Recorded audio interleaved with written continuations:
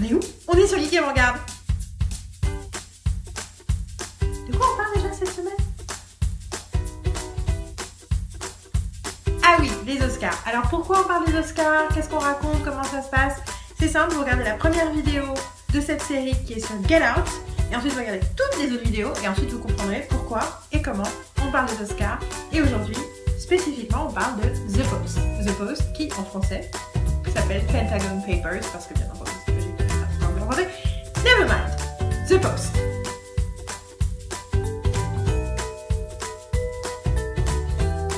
The Post, c'est le film de Steven Spielberg de l'année. C'est un film coécrit par Lizana et Josh Singer.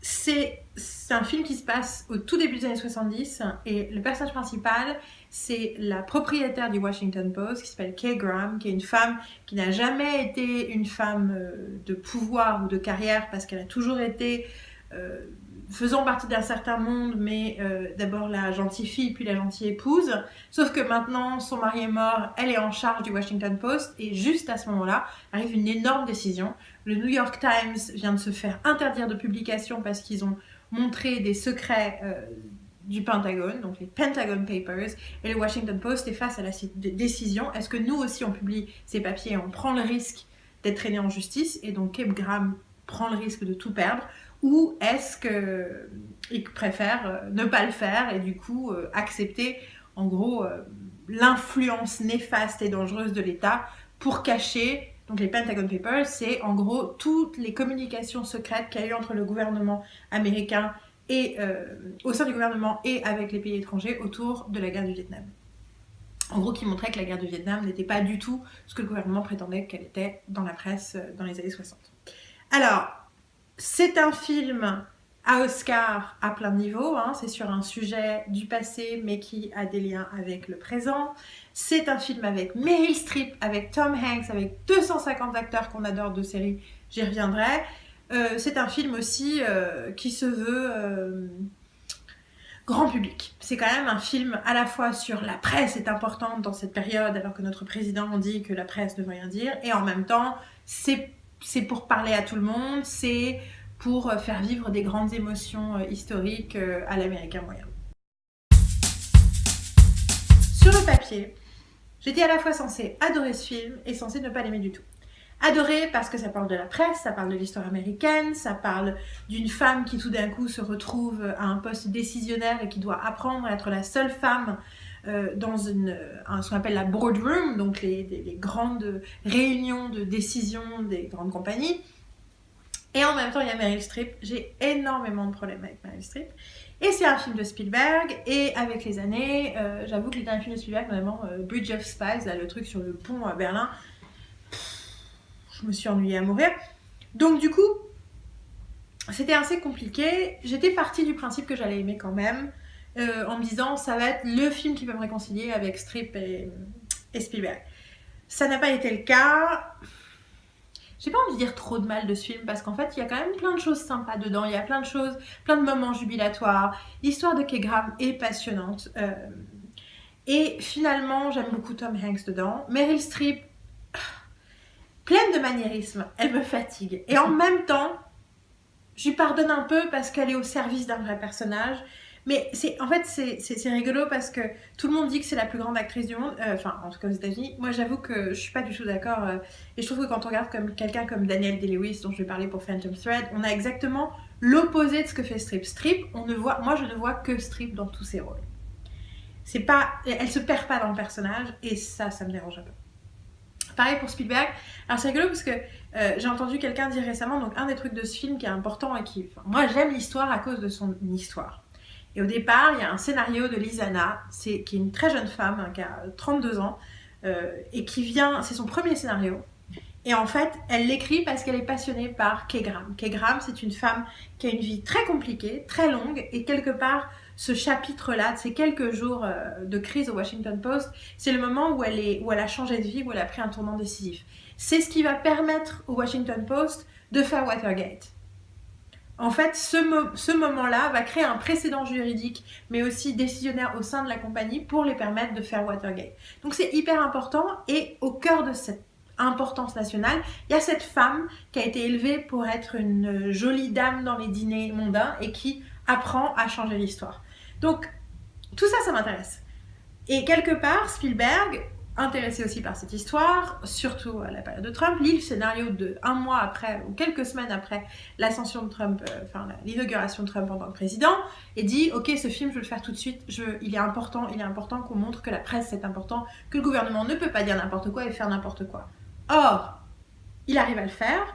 Je pense d'ailleurs que c'est pour cette raison qu'il y a autant d'acteurs de série dans ce film, qu'à part les deux grandes stars, ils ont besoin de gens qui sont facilement disponibles, qui sont rapidement efficaces, qui n'ont pas un planning bloqué sur des années, et je pense que c'est pour ça qu'on se sent tourné vers des tonnes d'acteurs de série géniaux, qui peuplent super bien le film. Et aussi, il y a, ça c'est le truc que j'ai entendu dans une émission récemment, et je suis tout à fait d'accord, il y a une légèreté volontaire dans la façon dont c'est filmé, qui est plus un truc que Spielberg utilise dans ses comédies ou dans ses films d'aventure, parce que tout simplement il n'avait pas le temps de se prendre trop au sérieux avec si peu de temps. Sauf que cette légèreté, je trouve qu'elle n'est pas complètement utilisée au service du scénario et de l'histoire. On a l'impression que lui s'amuse à la réalisation, que les acteurs s'amusent à l'interprétation, Tom Hanks s'y interprète avec un accent hyper étrange de son personnage, et que tout le monde s'amuse, mais que ça prend jamais vraiment. Et donc c'est vraiment dommage.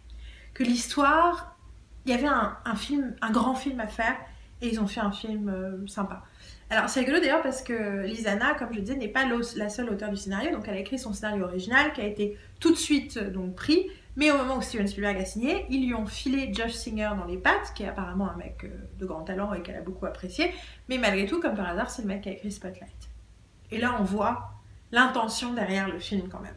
Et je pense que du coup, ils se sont un peu trop complets dans l'idée, le journalisme, c'est un métier compliqué, au lieu de plus se concentrer sur quelqu'un. Enfin, je sais pas, je pense qu'ils sont passés à côté d'un grand film, et c'est bien dommage, mais de toute façon, j'aurais préféré quelqu'un d'autre que Meryl Streep dans le rôle. Désolée, je sais, mais moi, j'aime pas Meryl Streep. Ce film a été annoncé en octobre, comme étant un truc qui allait gagner tous les Oscars, rafler tous les prix, être le film génial que tout le monde allait adorer et tout. En fait, j'ai l'impression que le vent a beaucoup tourné sur cette opinion de ce film. The Post, c'est plus du tout considéré comme un grand film, c'est plus considéré comme un film, quelque part, le fait qu'on cite tout le temps, c'est ce truc de « il a été fait en 9 mois », comme un miracle, c'est un peu un côté « bon, alors du coup, c'est pas grave s'il est pas parfait, bon, c'est un petit film, c'est une petite chose ». Mais quelque part, c'est assez drôle que Meryl Streep, Tom Hanks et Steven Spielberg soient derrière un film et qu'à aucun moment les gens imaginent qu'il puisse gagner meilleur film. Il est nominé, mais il va pas gagner. Bien sûr, on a Meryl Streep qui est nominée aussi. Voilà, bon ça, je vais en parler plus tard. Mais disons que le contexte de ce film, c'est il est gentil, il est sympa. Mais finalement, et je pense que c'est d'ailleurs ce que je reproche au film, c'est que il ne fait pas plus de bruit que ça parce qu'il n'arrive pas à transcender sa propre histoire. On sait qu'il veut parler de notre histoire contemporaine, mais en réalité, il n'y parvient pas réellement. Et donc, c'est pour ça que finalement, le contexte autour de ce film, il est un peu un gros soufflet qui n'a pas pris. Mais c'est pas grave. Il a le droit aussi de pas prendre. C'est un film. Il a le droit d'exister pour juste le film qu'il est. D'ailleurs, ce film n'est nommé que pour 2 Oscars. Meilleur film, comme on l'a dit, et meilleure actrice, rien d'autre. Alors, meilleure actrice, c'est drôle, c'est le 21e prix la 21e nomination de Meryl Streep, qui est son propre... elle a brisé son propre record. A priori, aucune chance qu'elle gagne. Ça va a priori être soit Frances McDormand, à la limite Saoirse Ronan, bien qu'on aimerait nous que ce soit Sally Hawkins. Enfin bon, en gros, Meryl Streep, comme Margot Robbie, est un peu hors de la course, en fait.